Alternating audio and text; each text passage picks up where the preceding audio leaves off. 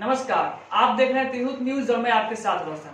आज हमारे साथ स्टूडियो में बैठे हुए हैं यूथ ब्रिगेड बिहार के राष्ट्रीय संयोजक नीलाभ जी। सर, सबसे पहले तो आपका बहुत बहुत स्वागत है। बहुत बहुत धन्यवाद, आभार आपका जो आपने आज ये अवसर दिया यूथ ब्रिगेड बिहार के बारे में कहने का। बहुत बहुत धन्यवाद। तो सर, सबसे पहला सवाल ये है कि आपने ये यूथ के लिए संगठन जो आपने निर्माण किया है, आपके मन में वो भावनाएं कहाँ से उत्पन्न हुई कि ये यूथ के लिए हम एक संगठन तैयार करें? जी बिल्कुल, आपने बहुत ही सही सवाल पूछा है। आपका पहला सवाल, सबसे पहले तो मैं आपको बता दूं कि सन 2008 में मैं मुजफ्फरपुर का ही रहने वाला हूं और मुजफ्फरपुर से ग्रेजुएशन 2008 में करने के बाद मैं दिल्ली पलायन कर गया सन 2008 में। उसके बाद 2019 में मैं वापस दिल्ली से लौट कर बिहार आया हूँ। तो जैसे मैं पलायन किया, 10 साल दिल्ली में बाहर गुजारा, तो एक बिहारी युवा से उसका आप दर्द पूछिए जो अपना घर छोड़कर पलायन करके बाहर रहता है। तो ये दर्द तभी महसूस, जब आप बाहर रहते हैं तो ये दर्द को आप महसूस करते हैं जो हमने किया। तो ये एक सिर्फ नीलाभ कुमार के दर्द की बात नहीं है, लाखों करोड़ों युवा जो बिहार से लगातार निरंतर पलायन कर रहे हैं, तो कहीं ना कहीं ये उनके दिल में दर्द था जिसको हमने महसूस किया और सोचा कि कुछ ऐसा करना चाहिए बिहारी युवाओं के लिए कि बिहार में रह के आखिर हम रोजगार के लिए बिहार से बाहर पलायन करने को आखिर क्यों मजबूर है। आज बिहारी युवा मजबूर है पलायन के लिए, हमारी मजबूरी है।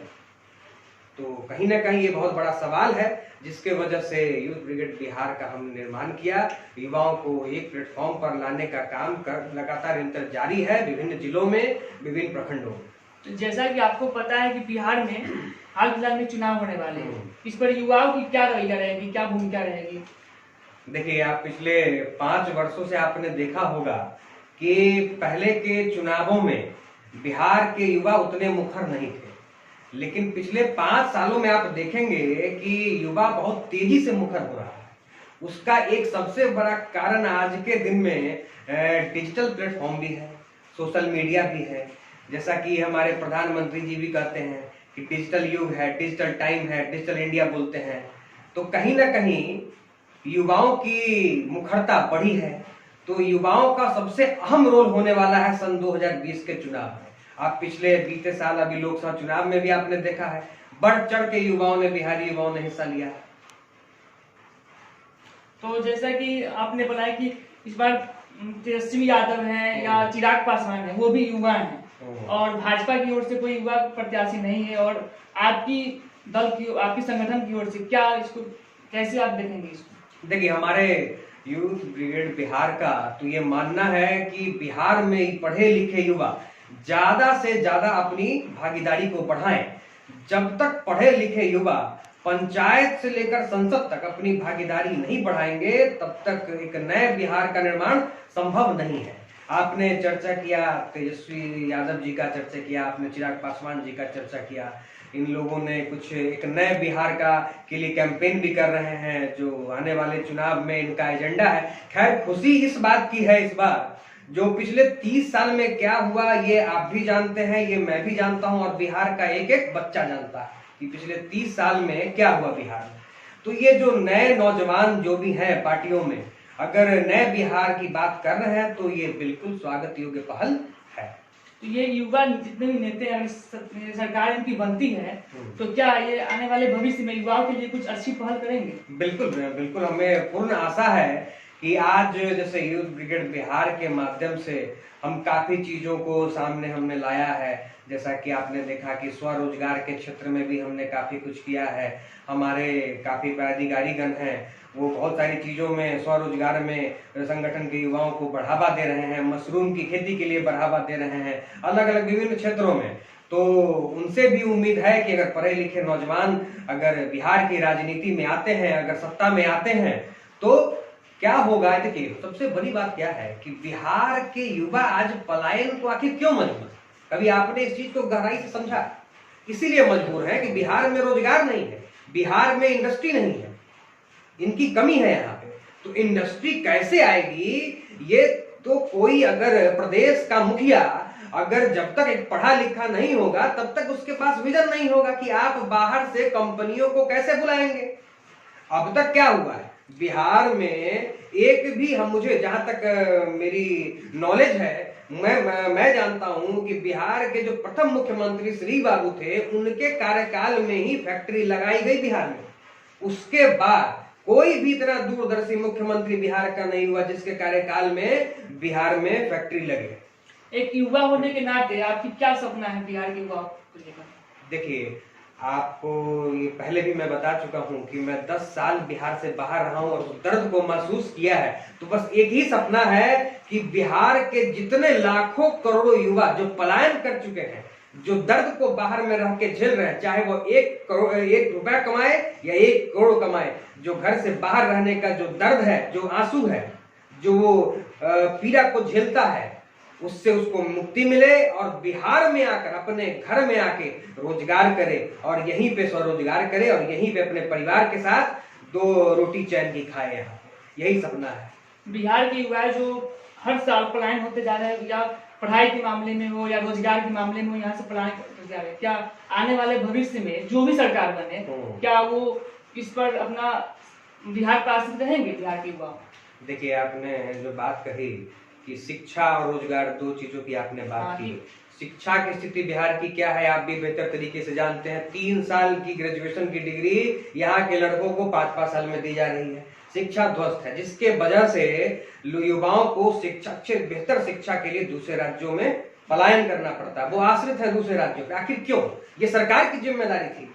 ये सरकार की जिम्मेदारी है कि हम अगर इस राज्य के एक युवा हैं तो हमें मूलभूत हमारा अधिकार मिले।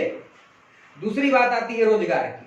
अगर हम यहाँ पे कैसे भी पढ़ लिख के अगर हम ग्रेजुएशन की डिग्री पास कर लेते हैं, मास्टर्स कर लेते हैं, तो हमारे लिए रोजगार की व्यवस्था होनी चाहिए।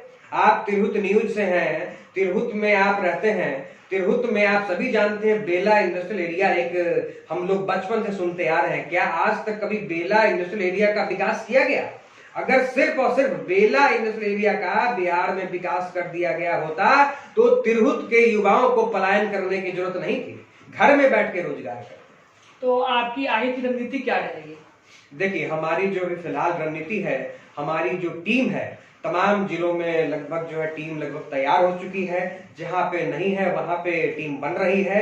हम जमीनी स्तर पर एक युवाओं से मिलने का काम कर रहे हैं और युवाओं को अपने मूलभूत अधिकारों के लिए जागरूक करने का काम कर रहे हैं कि वो अपने मूलभूत अधिकारों को जाने कि अगर वो इस राज्य में जन्म लिए हैं तो इस राज्य के सरकार की नैतिक जिम्मेदारी बनती है कि हमारे राज्य के युवाओं को मूलभूत अधिकार मिले, बेहतर शिक्षा मिले, बेहतर स्वास्थ्य मिले, बेहतर रोजगार मिले। तो आप युवाओं को जागरूक करने के लिए भी कुछ करना चाह रहे हैं? देखिए, बिल्कुल। देखिए, मैं तमाम जो भी तिरहुत न्यूज के जितने भी श्रोतागण हैं उन सभी से एक ही निवेदन है, जितने युवा भाई जो सुन रहे हैं, आप सभी युवा भाइयों से करबद्ध निवेदन है कि आप ज्यादा से ज्यादा अपने मूलभूत अधिकारों के लिए जागरूक हैं और अपने क्षेत्र के युवाओं को जागरूक करें। अपने क्षेत्र के युवाओं को जागरूक करने, देखिए अभी तक हुआ क्या है कि बिहार के युवाओं को कहीं न कहीं जात और धर्म के माया जाल में पुराने भ्रष्ट नेताओं द्वारा उलझा कर रख दिया गया है, जिसके वजह से वो जात धर्म के माया जाल से ऊपर ही नहीं उठ पा रहे। जब तक बिहार का युवा जात पात और जात धर्म की राजनीति से ऊपर नहीं उठेगा, तब तक वो अपने मूलभूत अधिकारों के लिए जागरूक नहीं होगा। वो आवाज तभी उठाएगा ना जब ये जात धर्म की राजनीति से ऊपर उठेगा। तो मैं यही सभी से युवाओं से अपील करबद्ध निवेदन है कि ज्यादा से ज्यादा अपने क्षेत्र के सभी समाज, सभी वर्ग के युवा अपने मूलभूत अधिकारों के लिए जागरूक हों और जात धर्म से ऊपर उठकर रोजगारी, बेरोजगारी, बेहतर स्वास्थ्य, बेहतर शिक्षा के लिए जागरूक करें, जागरूक हों। और आजकल के युवाओं जो हैं वो उसको देखा जा रहा है कि उसमें अधिकांश जो युवा हैं वो किसी न किसी दल के जुड़े होते हैं और दल के बहकाने में आके झंडा ढोते हैं। जी। तो उसको क्या बोलना बताना चाहते हैं? देखिए, जितने भी युवा हैं जो किसी न किसी पार्टी, किसी न किसी दल का झंडा ढोने के लिए आज मजबूर हैं, तो उनको एक सबसे बड़ा एग्जाम्पल है कि जहां भी वो जिस क्षेत्र में है, जहां भी जिस प्रखंड, जिस विधानसभा, जिस वार्ड में है, वहां पे उन्होंने देखा होगा कि उनके पहले वाली जो पीढ़ी है, उनके जो चाचा पिता की जो पीढ़ी है, हम तो ये नौजवानों की पीढ़ी है हमारी, हमसे पहली वाली पीढ़ी अपने जवानी से झंडा ढोते ढोते उनका बुढ़ापा आ गया है। कितने लोगों को भागीदारी दी गई है, कितने लोग सदन में पहुंचे हैं। तो क्या बिहार का युवा कई दशकों से झंडा ढोने के लिए बना है? ये तो युवाओं को समझने की जरूरत है कि आप झंडा ढोने के लिए बने हैं या फिर एक नए बिहार के लिए, कुछ अपने राज्य के लिए या अपने घर के लिए कुछ करने के लिए बने। ये आपको सोचना है। या तो आप झंडा ढोते ढोते अपने समय को बर्बाद करें, और झंडा ढोने से कुछ मिलना भी नहीं है। क्या कोई भी तमाम राजनीतिक पार्टियों ने बिहार के युवाओं को क्या दिया है? ये मेरा सवाल है उन युवाओं से जो झंडा ढोते हैं, जो 100-200 रुपए में चुनाव के समय बिक जाते हैं। ये उनसे सवाल है कि तमाम राजनीतिक पार्टियों ने आपको क्या दिया है। ये आप खुद से सवाल पूछिए। अगर नहीं दिया है तो फिर झंडा ढोने का कोई औचित्य नहीं। 100-200 रुपए में आप अपने पूरे 5 साल अगर कोई विधायक या मंत्री कुछ भी बन जाता है, जनप्रतिनिधि अगर चुन के चला जाता है, वो आपको पलटकर देखता भी नहीं है। और आपको बड़े खुशी से मैं ये बताना चाहता हूं, मेरे संगठन में ऐसे ऐसे लड़के जुड़े हैं जो किसी न किसी पार्टी से जुड़े हुए थे, आज वो यूथ ब्रिगेड बिहार का हिस्सा है। इसलिए हिस्सा है कि कहीं ना कहीं जब वो झंडा ढो रहे थे दूसरे पार्टियों का, और जब उनको जरूरत पड़ती थी और वो अपने जनप्रतिनिधि के पास जब गए तो उनकी मदद वहां पे नहीं हुई, तब उनकी आंखें खुली। तो अभी तो कुछ युवाओं की आंख खुली है, तो आपकी भी आंखें खुल जाएंगी कुछ दिनों में। तो बेहतर है कि आप पहले अपनी आंखें खोल लीजिए और एक नए बिहार का निर्माण का जो संकल्प यूथ ब्रिगेड बिहार ने लिया है, उस संकल्प का भागीदार बने, इस पूरे क्रांतिकारी मुहिम का भागीदार बने। तो ये यूथ ब्रिगेड बिहार जो है वो अभी वर्तमान की सरकार है, उससे क्या मांगना चाहेंगे, क्या अपील करती है? देखिए, वर्तमान की जो सरकार है इनसे तो कोई अपेक्षा रखना ही बेमानी है। अब ये अपने कार्यकाल के अंतिम पड़ाव पे हैं, चुनाव नजदीक है और इनका पूरा 5 साल का कार्यकाल खत्म होने वाला है। पिछले 15 साल से कार्यकाल में है और उसके बावजूद भी बिहार की शिक्षा व्यवस्था पहले तो 3 के जगह 4 साल में डिग्री मिलती थी, अब 5 साल में मिलती है। तमाम जितने भी शिक्षण संस्थानों की क्या दुर्गति है और क्या हालात हैं। और बिहार का आपने देखा होगा, चमकी बुखार का मामला आया था, बहुत हाईलाइटेड हुआ था, काफी न्यूज पे आया था। मैं भी वहां पे गया था, मेरे संगठन ने वहां पे सेवा भाव से काम भी किया, वहां पे बहुत सारा सब कुछ किया हमने वहां पे। उसके बावजूद शिक्षा स्वास्थ्य की हालत दयनीय है आज के दिन। बिहार सरकार फेल है वहां। तो कहीं ना कहीं हम और आप सभी पिछले 30 साल के बच्चे हैं, इसमें 2 सरकारें आई जिन्होंने बिहार के एक पूरे पीढ़ी का भविष्य ले लिया, खत्म कर दिया। जो पिछले 30 साल में जो पीढ़ी आई, उस पीढ़ी का भविष्य बर्बाद कर दिया। तो इस सरकार से हमें कोई अपेक्षा नहीं है और आगे भी नहीं, क्योंकि 3 टर्म कम नहीं होता, 15 साल कम नहीं होते किसी राज्य को विकास करने के लिए। तो यूथ ब्रिगेड बिहार जो है, क्या भविष्य में कभी चुनाव लड़ सकती है? देखिए, मैं आपको पहले ही कह चुका हूं कि पढ़े लिखे युवाओं को राजनीति में आना चाहिए। मैं इसका पुरजोर समर्थक हूं, यूथ ब्रिगेड बिहार भी इस बात का पुरजोर समर्थक है। और आगे हम कोशिश करेंगे कि पंचायत चुनाव से लेके विधानसभा चुनाव हो या संसद चुनाव हो, पढ़े लिखे युवा को हम वहां पे सपोर्ट करें, मदद करें और आगे भेजें। धन्यवाद। बहुत बहुत धन्यवाद। तो अभी आप देख रहे थे यूथ ब्रिगेड बिहार के राष्ट्रीय संयोजक नीलाभ जी को। ऐसे ही खबरों को देखने के लिए हमारे चैनल को लाइक, सब्सक्राइब और शेयर करना ना भूलें।